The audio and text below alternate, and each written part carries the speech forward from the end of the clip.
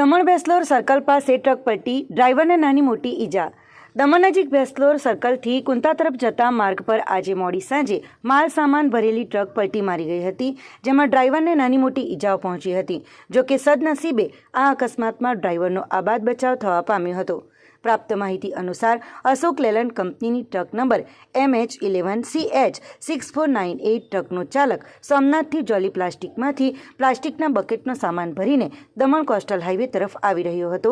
આ દરમિયાન ભેંસલોર કુંતા રોડ પર ડ્રાઈવરે અચાનક સ્ટીયરિંગ પરથી કાબુ ગુમાવતા ટ્રકના આગળના બંને ટાયર રોડની વચ્ચે ડિવાઈડરના કામ માટે મૂકેલા કોન્ક્રીટ બોક્સ પર ચડી જતાં આખી ટ્રક રોડ પર પલટી ખાઈ ગઈ હતી। અકસ્માત એટલો જોરદાર હતો કે ટ્રકના આગળના બંને ટાયર તેના જોઈન્ટ સાથે ટ્રકથી અલગ થઈ ગયા હતા। ઘટનાની જાણ થતાં જ આસપાસના લોકો તાત્કાલિક ઘટના સ્થળે દોડી આવ્યા હતા। સદનસીબે આ અકસ્માતમાં ટ્રક ડ્રાઈવરને નાની મોટી ઈજાઓ થવા પામી હતી, પરંતુ કોઈ મોટી જાનહાનિ ન થતાં લોકોએ રાહતનો શ્વાસ લીધો હતો। અકસ્માત બાદ માર્ગ પરનો અવરોધ દૂર કરવા માટે ટ્રકને તાત્કાલિક રોડની સાઈડમાં ખસેડવાની કાર્યવાહી હાથ ધરવામાં આવી હતી।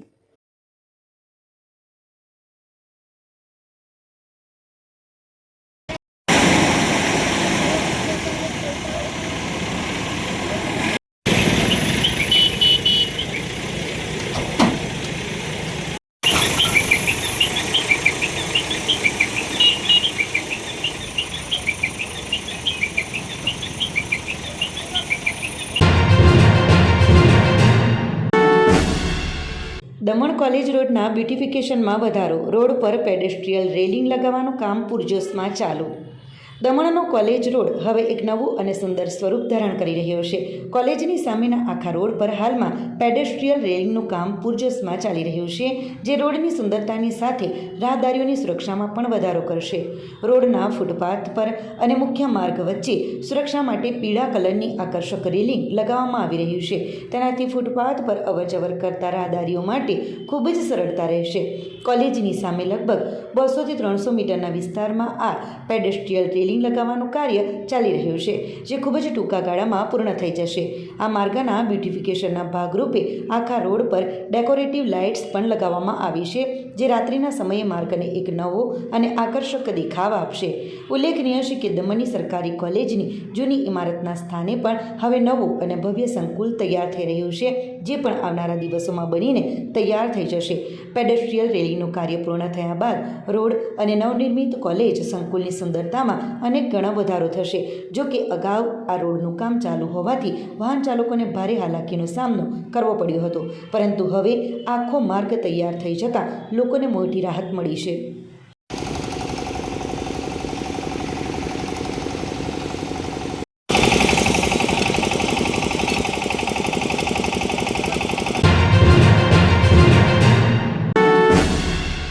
પારડીમાં ફૂલ ગુલાબી ઠંડીની શરૂઆત થતાં ચોરો એક્ટિવ, બનારસી ભેલવાડાની દુકાનમાંથી 1.20 લાખની ચોરી। ફૂલ ગુલાબી ઠંડીની મોસમની શરૂઆત થતાં જ પારડી શહેરમાં ચોર ટોળકી સક્રિય થઈ હોવાનું જણાઈ રહ્યું છે। સોમવારે વહેલી સવારે શહેરના હાર્દસમા વિસ્તારમાં ચોરીનો એક સનસનાટીભર્યો બનાવ સામે આવ્યો છે, જેમાં બનારસી ભેલ નામની દુકાનમાંથી રોકડ રૂપિયા 1,20,000ની માતબર ચોરી થઈ છે। ચોરીનો આ પ્રયાસ એક જ રાતમાં 2 દુકાનોને નિશાન બનાવવાના પ્રયાસ રૂપે થયો હતો।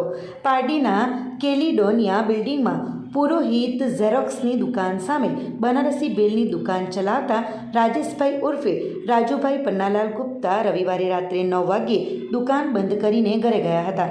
રાજુભાઈ ગુપ્તાના જણાવ્યા મુજબ તેઓ રાબેતા મુજબ હિસાબ કિતાબની રોકડ રકમ દુકાનમાં જ મૂકીને તાળું મારીને ગયા હતા। સોમવારે સવારે 9 વાગ્યે જ્યારે દુકાન ખોલવા માટે તેમના માણસો આવ્યા, ત્યારે ગલ્લાનું તાળું તૂટેલું લાગતા તેમણે રાજુભાઈ ગુપ્તાને ફોન દ્વારા જાણ કરી હતી। રાજુભાઈએ દુકાને આવીને જોતા રૂપિયા 1,29,000ની રોકડ રકમ, જે વેપારીઓને આપવાના અને અન્ય કામ અર્થેના હતા, તે બધી ગાયબ હતી। સીસીટીવી ફૂટેજ તપાસતા ચોરીનો આખો ઘટનાક્રમ સામે આવ્યો હતો, જેમાં રાત્રે લગભગ 1 થી 1:30 વાગ્યાના સમયગાળા દરમિયાન 2 જેટલા અજાણ્યા ચોરો આવ્યા હતા। ચોરોએ ચાલાકીપૂર્વક દુકાનનું શટર એક સાઈડથી સહેજ ઊંચું કરીને અંદર પ્રવેશ કર્યો હતો। એક જણ બહાર ઊભો હતો અને એક જણ અંદર ઘૂસ્યો હતો। તેઓએ સ્ક્રૂ ડ્રાઈવર જેવા સાધન વડે ગલ્લાનું તાળું તોડી અંદર પડેલી રોકડ રકમની ચોરી કરીને ફરાર થઈ ગયા હતા. આજ રાત્રે આ ચોર ટોળકીએ રામચોક વિસ્તારમાં આવેલી પરી કલેક્શન નામની કપડાની દુકાનને પણ નિશાન બનાવવાનો પ્રયાસ કર્યો હતો. ચોરોએ દુકાનનું શટર ઊંચું કર્યું હતું, પરંતુ કોઈ કારણસર તેમનો ચોરીનો પ્રયાસ નિષ્ફળ રહ્યો હતો. ચોરીની જાણ થતાં જ રાજુભાઈ ગુપ્તાએ તાત્કાલિક પાડી પોલીસને જાણ કરી હતી. પોલીસે ઘટના સ્થળે પહોંચીને સીસીટીવી ફૂટેજના આધારે બંને અજાણ્યા ચોરોને શોધવા માટે તાત્કાલિક તજવીજ હાથ ધરી છે. આ સિઝનમાં વધતી ચોરીની સક્રિયતાને કારણે સ્થાનિક વેપારીઓમાં ભયનો માહોલ ફેલાયો છે. વેપારીઓએ પણ રાત્રે દુકાનમાં મોટી કેશ મૂકી જવાનું ટાળવું જોઈએ. રાજુભાઈ ગુપ્તાએ પોલીસ જલ્દીથી જલ્દી ચોરને પકડી પાડે તેવી આશા વ્યક્ત કરી છે.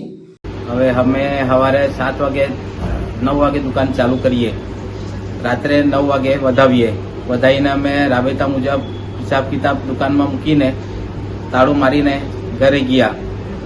સવારે માણસ આવ્યા, માણસે દુકાન ખોલ્યું, એને જરાક અજીબ લાગ્યું, તાળું તૂટેલું એવું લાગ્યું ગલ્લાનું. પછી એણે શટલ ઊંચાઈયું, પછી ગલ્લો જોયું તો ગલ્લો બહાર ખુલ્લો હતો. એટલે એણે મને ટેલિફોન દ્વારા ફોન કર્યો એટલે હું દોડતો ભાગતો આવ્યો દુકાને આવીને જોમ તો મારો કેશ પડેલો રહી, વેપારીને આપવાના રહી, બીજા મારા કામ અરસરના પૈસા રહી, તે બધું જોયું તો બધું ગાયબ હતું. 1,29,000 રૂપિયા હતા અંદર. એ સીસીટીવી કેમેરામાં ચોર લોકો આવી ગયા છે. પોલીસ કમ્પ્લેન કરી આવ્યા છે. હવે પોલીસ પકડે એવી અમે આશા રાખીએ છીએ. 2 જણા હતા. સાઈડ પરથી દુકાનમાં શટલ તો તાળું મારેલું જ હતું, પણ સાઈડ પરથી શટલ ઉચકીને અંદર ઘૂસ્યા. 1 જણ બહાર હતો, 1 જણ અંદર ઘૂસ્યો. તેણે ડિસમિસ વડે ગલ્લાનું તાળું ઉભેલી નાખ્યું ને તેના અંદર મૂકેલા રોકડા રકમ લઈ ગયા. એ રાતના 1 વાગે 1:20 સમય બતાવ્યો કેમેરામાં.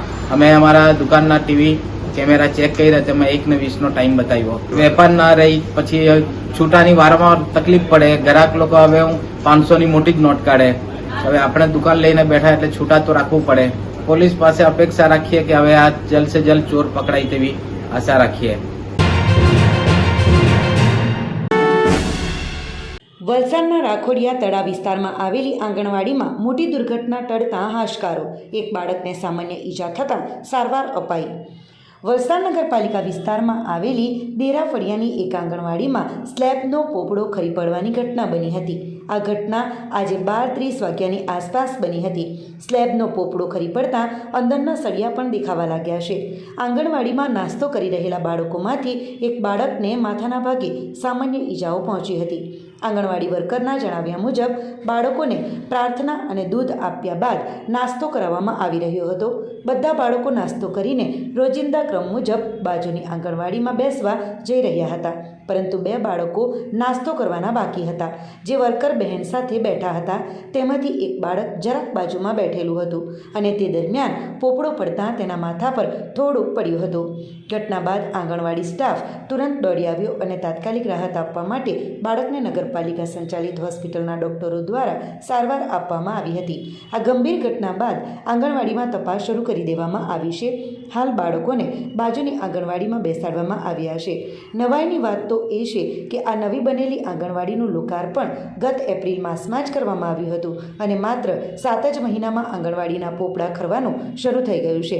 ત્યારે નાના ભૂલકાઓના જીવને જોખમમાં મૂકતા ભ્રષ્ટ અધિકારીઓ અને લેભાગુ કોન્ટ્રાક્ટરોના મેળા પીપળામાં આંગણવાડીના કામમાં ઉતારવામાં આવેલી વેઠ બાબતે અનેક લોક ચર્ચાઓ ઉઠવા પામી છે.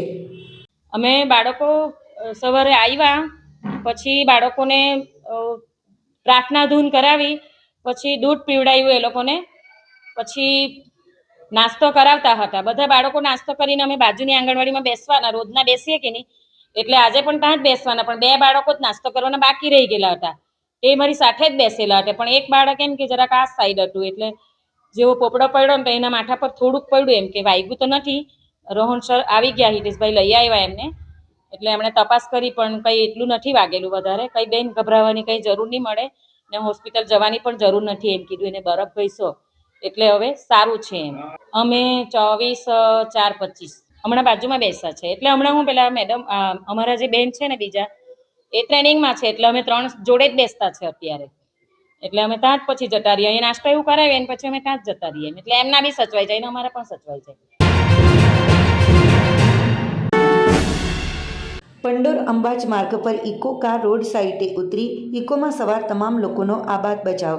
વાપી નજીક આવેલા પંડોર અંબાજ માર્ગ પર આજે સવારે એક માર્ગ અકસ્માતની ઘટના સામે આવી છે, જેમાં એક ઇકો કાર રોડ સાઇડે ઉતરીને પલટી મારી ગઈ હતી. સદનસીબે આ અકસ્માતમાં કારમાં સવાર 3 થી 4 લોકોનો આબાદ બચાવ થયો છે.